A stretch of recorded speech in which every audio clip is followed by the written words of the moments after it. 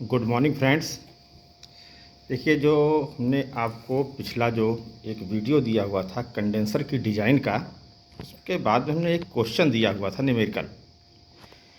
Numerical यही था कि design of the suitable multi jet condenser 100 ton capacity का दिया हुआ था। A massecuite boiling batch type pan, calculate the cooling water requirements specification, suitable injection pump. ठीक है, हमने डिज़ाइन का टोटल आपको फार्मूला दिया हुआ था। हमने कहा कि अपने हिसाब से एक बार इसको कैलकुलेट करके देखिएगा, नहीं तो अगले वाले वीडियो में हम बताएंगे आपको। चलिए बताते हैं, स्टार्ट करते हैं। देखिए, क्यू दिया हुआ है 100 टन। ठीक, तो सबसे पहले आपको बताया था working volume 0.7 multiplied by Q कर दिया 70 मीटर क्यूब। एक आपको हमने S/V रेशियो दिया था 6.6, एस आपने निकाल दिया 462 मीटर क्यूब, मतलब हीटिंग सरफेस ये आ गया। ठीक है, चलिए आगे बढ़ते हैं। सबसे पहले निकालते हैं vapour load, heating surface, evaporation rate upon 3600 multiplied by specific volume of vapour. ER हमने आपको दिया था ABC मैस्किट के लिए 60, 50 और 40। ए के लिए है 60 रख दिया, यहाँ लिख दिया। देखिए, आप जब पूरा पिछला वीडियो देखेंगे तब आपको पूरी चीज़ समझ में आ जाएगी। स्पेसिफिक वॉल्यूम 12.05 होता है। ठीक है, मल्टीप्लाइड किया 92.78 मीटर क्यूब पर सेकेंड, ये आ गया VL, मतलब वेपर लोड। ठीक, अब निकालते हैं डाया ऑफ वेपर पाइप। इसका फार्मूला क्या था? π/4 D² इंटू V, VL मतलब वेपर लोड। ठीक, DI ये निकालना है, V 50 मीटर पर सेकेंड स्टैंडर्ड वैल्यू होती है। यहाँ से DI आपने निकाला तो 4 इधर आ जाएगा, multiplied by 92.78 divide by 3.14 multiplied by 50 equal to DI² आ जाएगा 2.3638 मीटर। जब इसका रूट ले लेंगे तो 1.54 मीटर हो गया। क्लियर? आगे बढ़ते हैं। Dia of condenser π/4 D² equal to 0.12 divide by 1000 ER into HS। ER आपको मालूम है 60, HS आपने निकाल चुके हैं 462, ये आपको नोन है। पूरी वैल्यू यहाँ पर पुट करेंगे तो D का मान आ जाएगा। ये होगा डाया ऑफ कंडेंसर। क्लियर? देखिए, वैल्यू हमने पुटअप किया। पुटअप करने के बाद में D² इक्वल टू आ गया 0.12 multiplied by 60 multiplied by 462 multiplied by 4 divide by pi की value 3.14 multiplied by 1000 equal to 4.2374 metre. D का निकालने के लिए इसका जब रूट ले लेंगे तो 2.058 मीटर आ जाएगा। ये डाया ऑफ कंडेंसर होगा। क्लियर? आगे बढ़ते हैं। हाइट ऑफ कंडेंसर के लिए फार्मूला था H equal to 0.8D, multiply कर दिया, सीधा हाइट आ गया। इसका यदि आपने नहीं देखा होगा वीडियो तो डिस्क्रिप्शन बॉक्स में इसका लिंक देंगे। सबसे पहले आप वो टोटल पूरा वीडियो देखें, उसके बाद में ये चीज़ समझ में बिल्कुल आ जाएगा और बड़ा इम्पॉर्टेंट होता है ये। अब quantity of injection water, capital H minus T2 upon T2 minus T1। अब यहाँ कैपिटल H, इससे ना होना आप कन्फ्यूज। ये हाइट है, ये क्या है? एंथैल्पी है। Enthalpy of vapour kilo calorie पर केजी, स्टीम टेबल से देख लेंगे, नहीं तो आपके पास में गिवन होगा 620 किलो कैलोरी पर केजी होता है। ठीक, स्मॉल W निकालने के लिए क्वांटिटी ऑफ इंजेक्शन वाटर, ये फार्मूला है। इस वैल्यू को पुटअप करेंगे, वैल्यू आ जाएगी 116 kg पर केजी ऑफ वेपर। क्लियर? आगे बढ़ते हैं 8वें नंबर पर। Total quantity of injection water, ये formula capital W equal to small w multiplied by ER into HS divide by 3600, ये केजी पर सेकेंड में आएगा। ये देखिए, और यहाँ देखिए हमने 1000 से डिवाइड कर दिया तो मीटर क्यूब पर सेकेंड। ठीक, डायमेंशन पे जाइएगा। यहाँ केजी पर सेकंड है, यहाँ मीटर क्यूब पर सेकंड, 1000 से भाग कर देंगे तब टोटल वैल्यू पुटअप किया तो 0.893 मीटर क्यूब पर सेकंड हो गया। क्लियर? ये total quantity of injection water आया। अब डाया ऑफ स्प्रे पाइप के लिए π/4 D0² इंटू वी बराबर कैपिटल W, वी की जगह 3 मीटर पर सेकंड होगा, यहाँ पर रखेंगे तो D की वैल्यू आ जाएगी 0.615। ये dia of main injection pipe है, ठीक।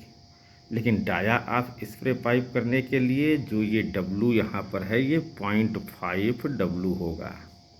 ये पिछले वीडियो में हमने आपको बताया था, देखिए, ठीक है। इसीलिए कहा कि पहले वो वीडियो देखेंगे, उसके बाद में ये चीज़ें टोटल समझ में आ जाएगी, ठीक। 0.5 W टोटल वैल्यू आपने यहाँ पुटअप किया, D3 की वैल्यू आ गई 0.435 मीटर। ये डाया ऑफ स्प्रे पाइप हुआ। क्लियर? और ये हुआ dia of main injection pipe. अब आगे बढ़ते हैं, क्योंकि इसको निकालने के लिए देखिए 10वां हमने फिर इसीलिए लिखा कि number of spray and jet nozzle, इसकी क्वांटिटी कितनी होगी।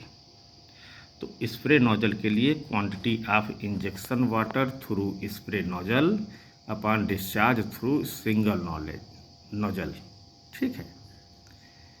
डिस्चार्ज थ्रू सिंगल नोजल के लिए CDA इंटू √2GH। देखिए V का मान होता है √2GH, तो यहाँ वेलोसिटी होती है, इसीलिए √2GH की वैल्यू 15 मीटर पर सेकंड होती है स्प्रे के लिए, जेट के लिए होती है 18 मीटर प्रति सेकंड, ठीक। तो उसकी वैल्यू आपको मालूम हो गई। अब बात पहुँचती है A की। A के लिए देखो π/4 D², DS लिख लिया है डाया ऑफ स्प्रे नोजल, और DJ लिख दिया है डाया ऑफ जेट नोजल। ये भी हमने आपको बताया था कि 25 से 35 mm होता है, 20 से 30 mm होता है। पिछला वीडियो देखेंगे सब मालूम होगा। तो सबसे पहले AS और AJ निकाल लें, मतलब स्प्रे का एरिया और जेट का एरिया। इसमें 30 ले लिया है, इसमें 25 ले लिया, जो भी लिया है ये देखिए mm में है तो यहाँ mm होगा, और जब मल्टीप्लाई करेंगे 10⁻⁻6 का तो ये हो जाएगा मीटर स्क्वायर। क्लियर? अब आपको एरिया मालूम हो गया। CD की वैल्यू 0.9 होती है, एरिया आपको मालूम है √2GH, जेट के लिए 15, जेट के लिए 18 और स्प्रे के लिए 15 है। इसीलिए डिस्चार्ज थ्रू सिंगल नोजल के लिए पहले स्प्रे के लिए निकालेंगे तो 0.9 मल्टीप्लाइड बाई 706.5 मल्टीप्लाई 10⁻⁻6 गुणे 15 करेंगे, टोटल वैल्यू आ जाएगी 0.0095 मीटर क्यूब पर सेकेंड, ठीक है। अब नंबर ऑफ स्प्रे नोजल, इसके लिए क्या करेंगे, π/4 D3² इंटू V अपान जो ये वैल्यू आई है, जो कि सिंगल नोजल के थ्रू इतना आया है, टोटल इतना है, और 0.435 ये हमने आपको निकाल के पहले ही बता दिया है। ये देखिए यहाँ पर D3 ये 0.435, तो इससे जब आप यहाँ पर मल्टीप्लाई करेंगे, यहाँ पर आ गए π/4 इसका स्क्वायर इंटू V की वैल्यू 3 है, यहाँ से करते हैं तो आता है 46.9, मतलब 47 नंबर। तो स्प्रे नोजल की क्वांटिटी 47 नंबर होगी। अब जेट की क्वांटिटी का कैलकुलेशन करते हैं, सेम इसी प्रकार जिस हिसाब से हमने किया हुआ था स्प्रे के लिए, उसी हिसाब से जेट के लिए कैलकुलेशन होगा। Discharge through single nozzle CD AJ √2GH, √2GH की वैल्यू हमने आपको पहले ही गिवन करा दी कि 18 मीटर पर सेकंड इसके लिए लिया जाता है। तो सीधा सीधा AJ निकालें, π/4 DJ²। आपको मालूम है कि 20 से 25 mm तक होता है, इसलिए 25 mm रख दिया है DJ की वैल्यू। तो यहाँ पर जब निकालेंगे π/4 D² वाले से तो 490.6 इंटू 10⁻⁻6 मीटर स्क्वायर। क्लिक। तो टोटल आल वैल्यू जो है यहाँ पर हम पुट करेंगे तो सी डी की वैल्यू कितनी है 0.9, ए जे कितना आया 490.6 10 की पावर -6, वी की वैल्यू कितनी है 18, टोटल कितना आ गया 0.0079 मीटर क्यूब पर सेकेंड। तो नंबर ऑफ जेट नोजल कितना हो जाएगा, टोटल जितना हुआ था discharge divide by single nozzle का, इससे आप डिवाइड करेंगे तो लगभग में आ जाएगा 57 नंबर। ठीक, क्लियर हो गया। आगे बढ़ते हैं last, size of tail pipe. इसका फार्मूला π/4 dt, मतलब टेल पाइप का dia square multiplied by V बराबर 1 + WHS into ER/3600 multiplied by 1000 metre cube पर सेकेंड। वी की वैल्यू 3 मीटर पर सेकेंड आपको मालूम है। यहाँ पर पहले W देखिए हम निकाल चुके हैं 0.893, तो 1 + 0.893 ब्रैकेट क्लोज। हीटिंग सरफेस निकाला 462, ER की वैल्यू AMS किट के लिए 60, डिवाइड करेंगे 3600 मल्टीप्लाइड बाई 1000 से करेंगे तो आ जाएगा 0.01456। ये किसकी वैल्यू हो जाएगी π/4 dt² इंटू 3। तो dt² इक्वल टू कितना होगा 4 multiplied by this quantity divide by 3 multiplied 3.14। Value कितनी आ गई 0.006189 dt। ठीक, इसका जब क्यूबिक रूट लेंगे 0.006189 का तो आ जाएगा dt की वैल्यू 0.0786 मीटर। इसको mm में बदलना होगा तो 78.6 mm। ठीक, ये हुआ आपका पूरा कैलकुलेशन, आप ये देख रहे होंगे। यही वीडियो हमने आपको बताया था। देखिए टेल पाइप का डाया इतना आता है, ये सब डाया का कैलकुलेशन होते हुए टोटल चीज़ हो गया। ठीक, आप पिछला वीडियो देखेंगे आपको टोटल चीज़ें समझ में आ जाएंगी। और आज के लिए बस इतना ही। इसमें बहुत मेहनत हुई है तो प्लीज़ स्टार्टिंग से एंड तक देखें, समझें। कोई कन्फ्यूजन हो तो आप कमेंट बॉक्स में लिखें, फिर से कन्फ्यूजन आपका सॉल्व होगा। वैसे कोई कन्फ्यूजन की बात इसमें नहीं आएगी, हर एक चीज़ क्लियर करके हमने आपको बताया हुआ है।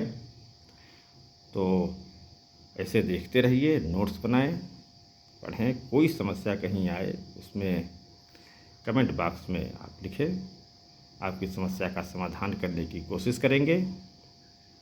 और आज के लिए बस इतना ही। Thank you.